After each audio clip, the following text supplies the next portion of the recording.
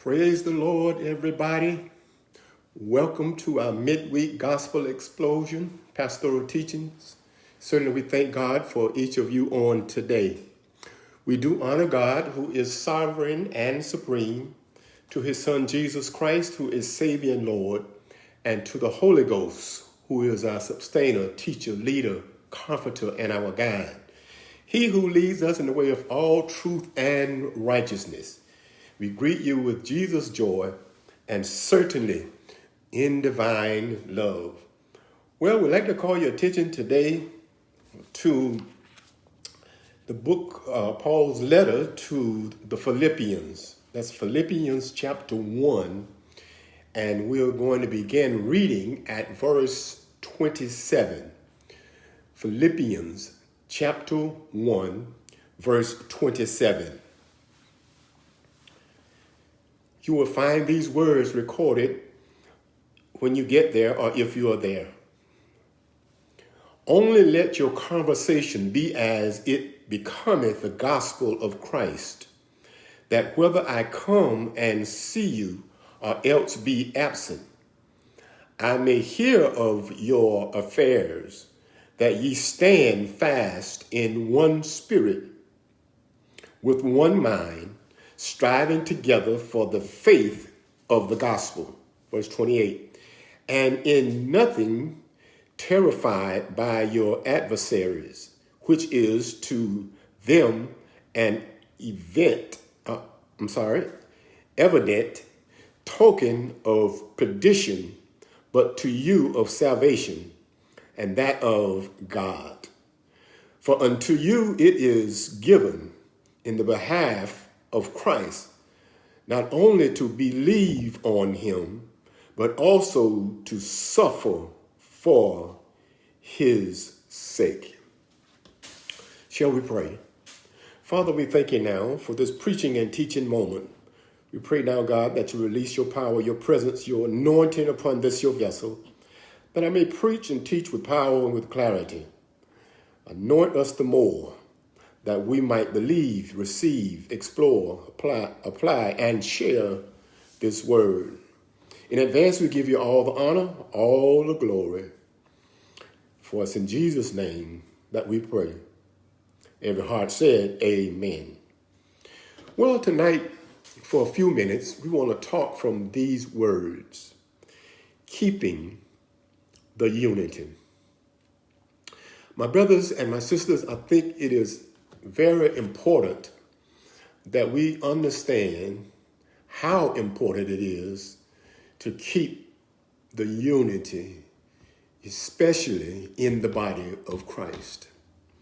Yes, keep simply means to maintain, to continue, or to sustain. Unity, quality of being united. Even in the midst of a pandemic, I believe that it is important that the body of Christ maintain the unity. If we ever needed the church to be unified, it is now.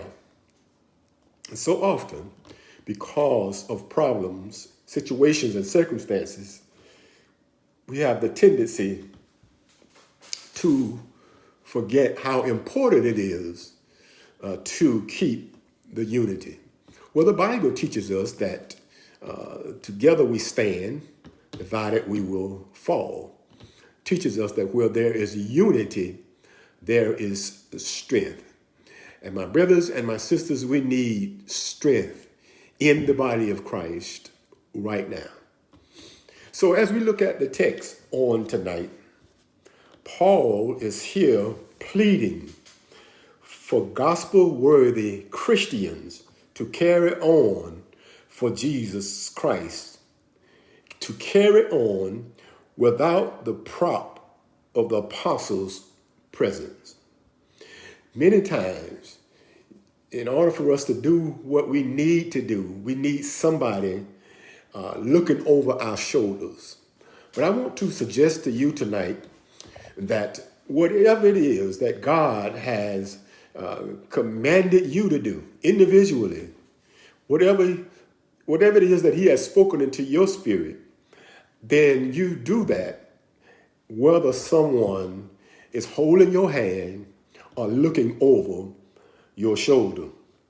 Paul is saying to the Christians that they should carry on for Christ without the prop of the apostles' presence, without his presence. He is saying to them, hear this, let your manner of life be consistent with the truth of the gospel, whether I come to see you or else be absent. That's what Paul is saying to the Christians. If they were truly Christ's, if they truly belonged to Christ, they will look to Christ for needed strength and wisdom. So often in our Christian walk, we notice that we have people who fail to look to Christ when there is a problem. But my brothers and sisters, I want to suggest to you today to make sure that we all look to Christ for need, strength, and wisdom. So, whether the apostle is with them or absent from them, Paul hopes to hear a good report of their affairs. Whether or not we are convening at our worship, our places of worship, whether or not we are convening there, I want to suggest to you on tonight that keep the unity. Make sure that our focus is on Christ, not the building, not the people that enter the building, but on Christ.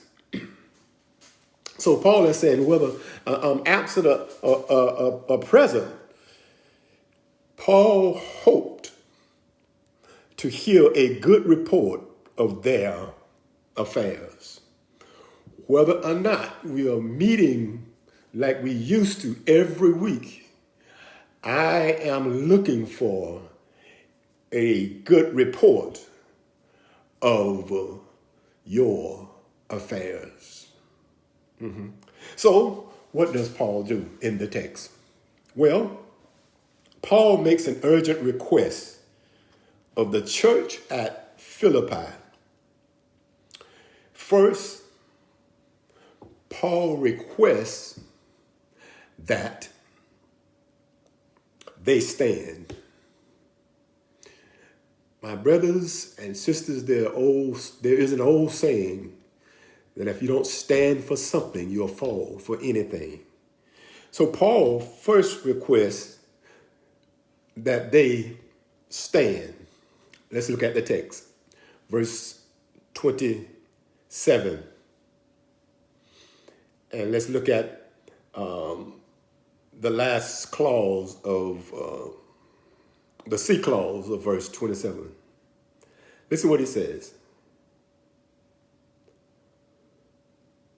I may hear of your affairs, that you stand fast in the Spirit. You see that? Well, let's go back and read the first two clauses. He starts by saying, only let your conversation be as it becometh the gospel of Christ, that whether I come and see you or else be absent, I may hear of your affairs, that ye stand fast in one spirit. So, the basis for this whole request is the fact that there is a war going on. And we must understand that. there is always a war going on. A war going on between sin, flesh, and the devil. There's always a war going on. There's a war going on the battlefields of our mind between good and evil. So the saints, you and I, are engaged in a great conflict. So Paul tells them the battle is with your adversaries, verse 28. And he adds that it is the same conflict which you saw in me, in verse 30. Are you with me so far? You see, my brothers and my sisters, the gospel had and still has its enemies. If you are a Christian, you will always have an enemy. If you are carrying the good news of Jesus Christ, then you will always have enemies. And the saints will have to stand fast in one spirit, Paul says in verse 27, and with one mind. You see it?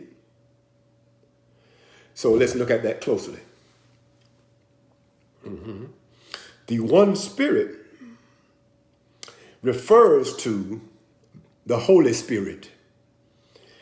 The one spirit present in it's present, in all the members of the body of Christ. The one mind has reference to a unified purpose and program with no divided opinions. We don't need divided opinions in this day and time. We need to make sure that we are keeping the unity in the body of Christ. You see, my brothers and my sisters, Paul is letting the church at Philippi know that they were to stand unitedly because the adversaries would attempt to divide and destroy them. Turn with me very quickly, turn back to Ephesians chapter 4, and let us look at start reading at verse 1. Ephesians chapter 4, verse 1. Listen what Paul says. Paul says, now I therefore, the prisoner of the Lord, beseech you that ye walk worthy of the vocation wherewith ye are called, with all lowliness and meekness, with long suffering, forbearing one another in love, endeavoring to keep the unity of the Spirit in the bond of peace. You see that? Yes, my brothers and my sisters, believers are one in Christ. And I wish and I pray and I hope that we will remember that again in our Christian walk, that believers are one in Christ. And each of us must go all out to guard that oneness. Yes, we're living in a time where Christians are fighting against one another simply because of greed and other things that cause us to be separated. But nothing is more harmful to the unsaved than to discover division among Christians. You see, my brothers and sisters, if Satan can disrupt the ranks of God's children, he has won a great victory. He knows a divided house cannot stand. So to stand fast in one spirit with one mind means to face the opposition unitedly, together. Unity, my brothers and my sisters, is essential in the home, in business, and in the church. So Paul says, if you're going to keep the unity, then you must stand. Secondly, Paul says, if you're going to maintain or keep the unity in the body of Christ, then you must strive. Look at the D clause of verse 27.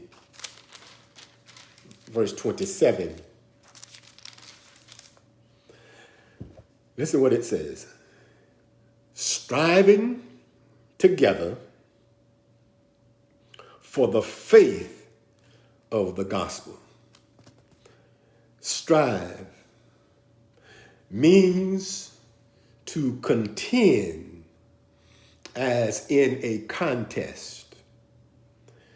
The idea of cooperation is here, suggesting that a group of athletes cooperate as a team against the opposing team.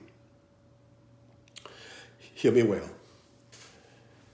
Here, Satan's team are matched against the church of Christ. So that means the contest calls for teamwork, a pulling together. Well, it's football season, so let's look at football for an example. A football team gets its signal, and then every man on that team strives together to reach the goal.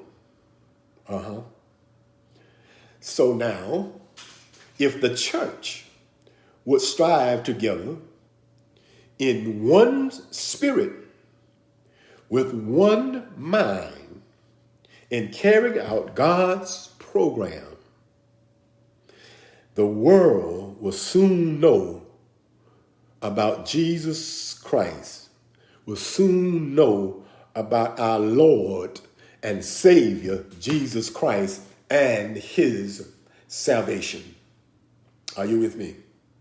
Listen, our efforts together must show the teamwork of the training and discipline of the Holy Spirit. We are to strive together for the faith of the gospel. Turn with me to Jude.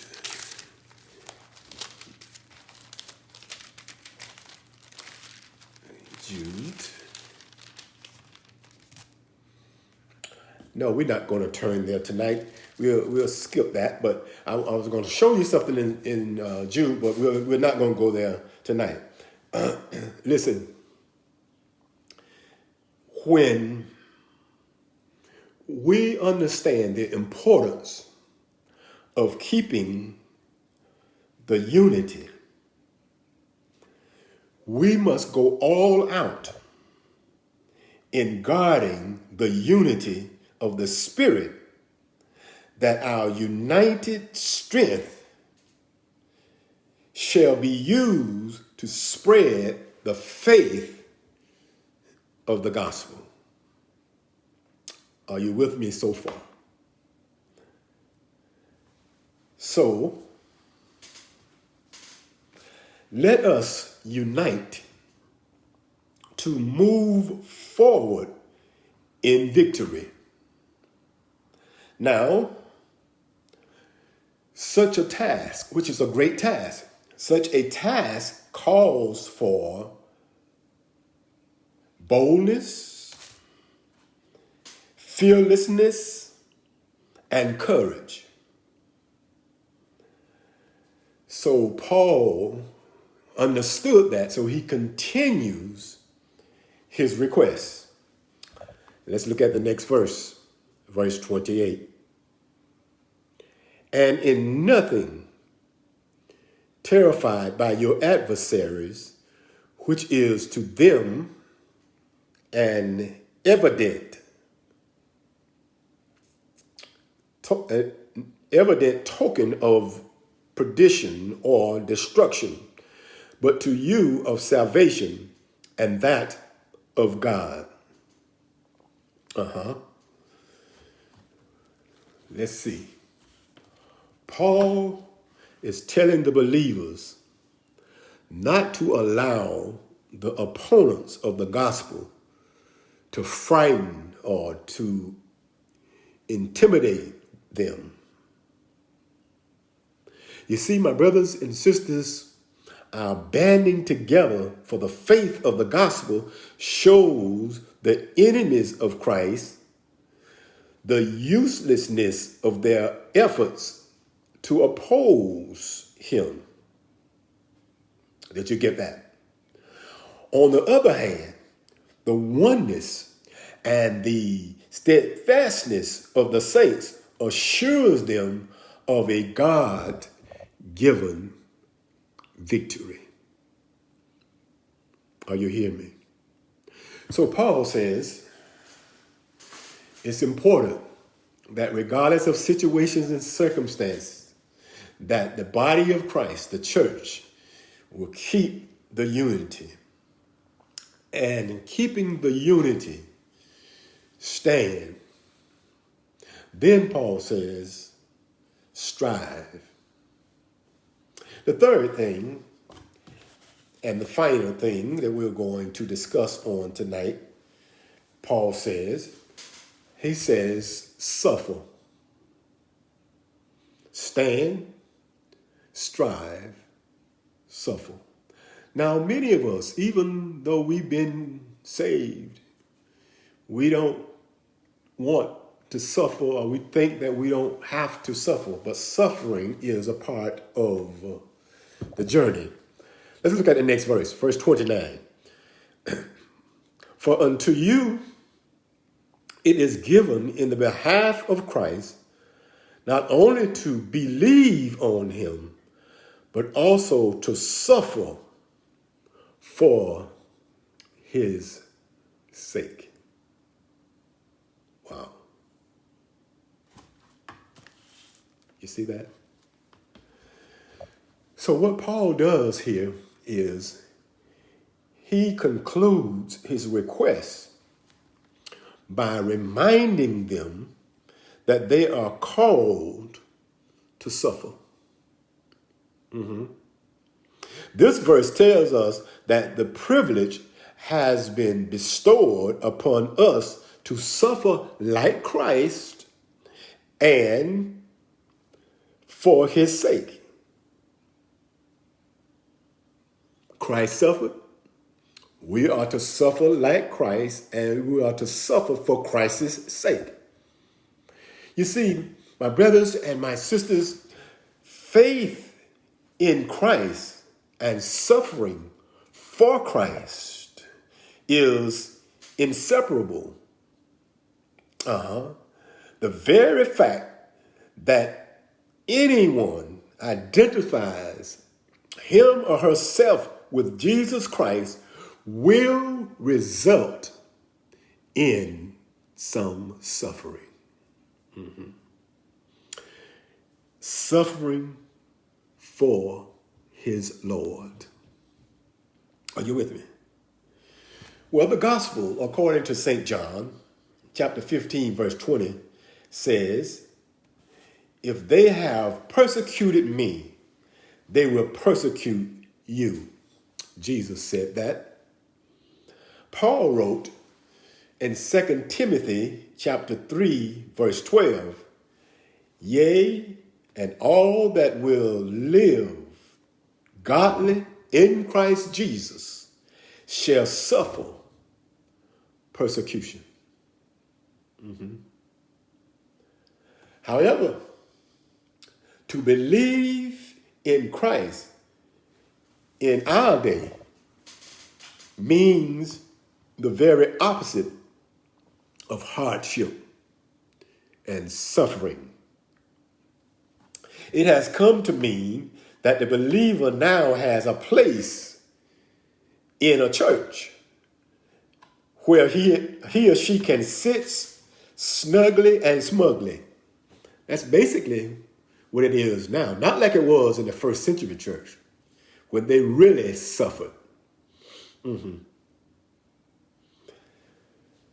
Listen, when the child of God takes his place in the battle against evil, the devil, y'all do know him, the devil will see to it that he has plenty of opposition. And opposition comes on every side, comes in many different ways. So Paul here, he speaks of such suffering as a favor granted of God. Wow. Suffering from God is a favor. Actually, it is a part of the grace of God. We want God's grace, then we must suffer.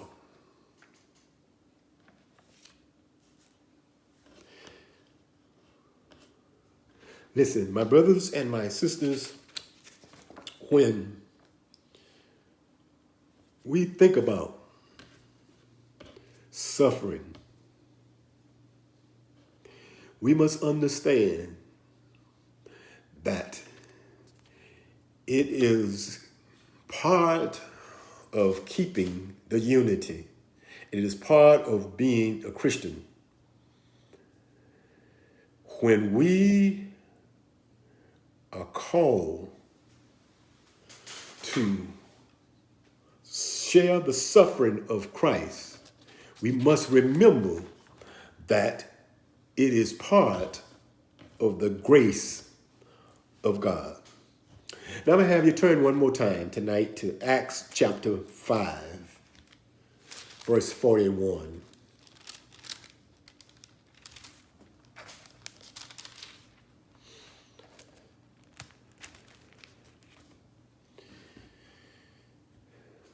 Listen what it says.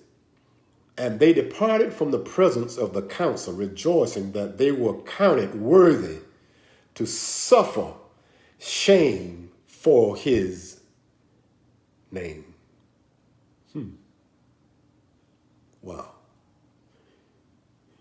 Suffering, my brothers and sisters, may differ today in meaning from its meaning in the early days of the church. It may not mean bodily torment, imprisonment, starvation, and even death. But, hear me well, it will always be a price one pays when he or she sincerely identify him or herself with Jesus Christ. No, we may not be imprisoned. We may not be tormented. We may not face starvation. We may not even face death. But hear me well. Once you and I identify ourselves with Christ, there is a price that we must pay. We must suffer. And as I said a few minutes ago, suffering comes in different ways. And sometimes we're wondering why we perhaps may be suffering from a malady, or suffering from financial difficulties, or suffering from whatever it may be. It may be because you are a child of God, and your idea is to make sure that you represent Christ Jesus, and you keep the unity in the body of Christ. And we understand that suffering comes with the territory. So Paul says, in keeping the unity, stand, to strive, to suffer always has been the experience of those who love the Lord Jesus Christ. I say that again. To stand, to strive, to suffer always has been the experience of those who love the Lord Jesus Christ.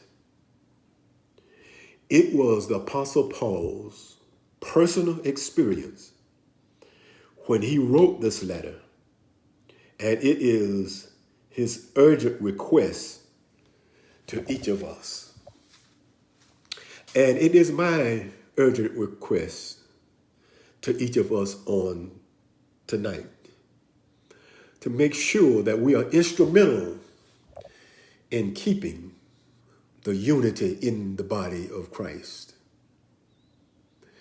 Things changes, but we must understand that because of whose we are, we have to make sure that we continue to carry out the assignment that God has given us. And together, when we are unified, we will stand. But divided, we will fall. So Paul says, in keeping the unity, stand, strive, suffer. My brothers and my sisters,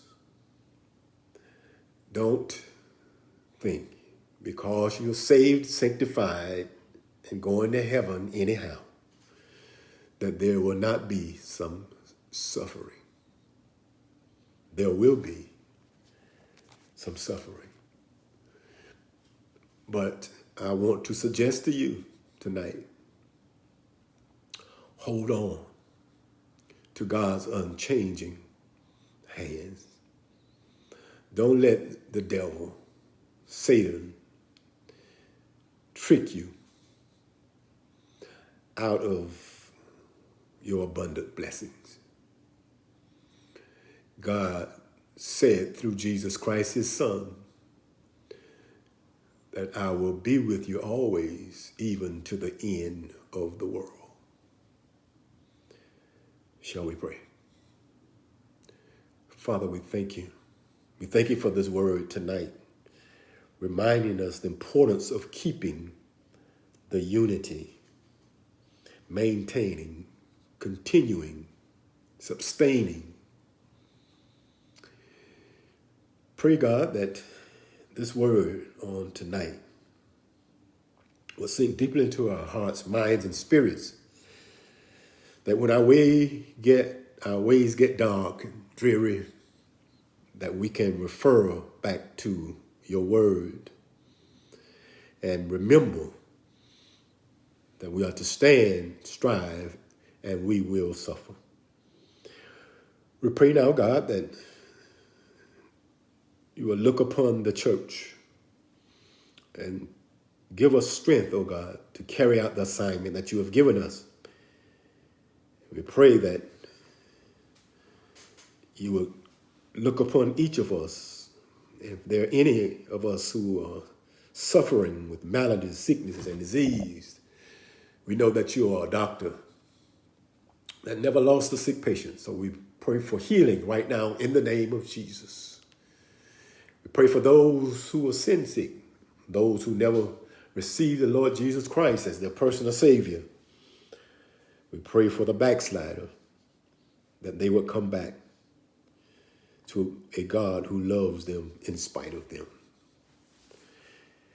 And if you are watching and listening on tonight and you've never received the Lord Jesus Christ as your personal Savior, to do that is your first step to abundant life. If you have not received the Lord Jesus Christ as your personal Savior, if you just pray this prayer with me on tonight. Lord God, I'm a sinner. I need to be saved. Forgive me for my sins. Come into my heart and make me a new creation, a new creature. I believe that Jesus Christ is your Son. He died for my sins, and you raised them for my redemption. I receive him today as Lord and Savior of my life. If you prayed that prayer on tonight, I believe you are saved. So I want to ask you to connect, encourage you to connect with a Bible teaching, Bible believing church so that you can learn and grow and be who God really wants you to be. If you need our help, you can call our church. Our church phone number is Innovation Baptist Church, 850-575-0818. Or you can log on to our website, innovationbaptistchurch.org, and we will help you along the way. If you're backslidden and you need to return, I want to suggest to you that don't put it off for some other time. Do it today. God is waiting on you to return to him. Do it now while you still have time. Well, my brothers and sisters, thank you so much for watching on tonight.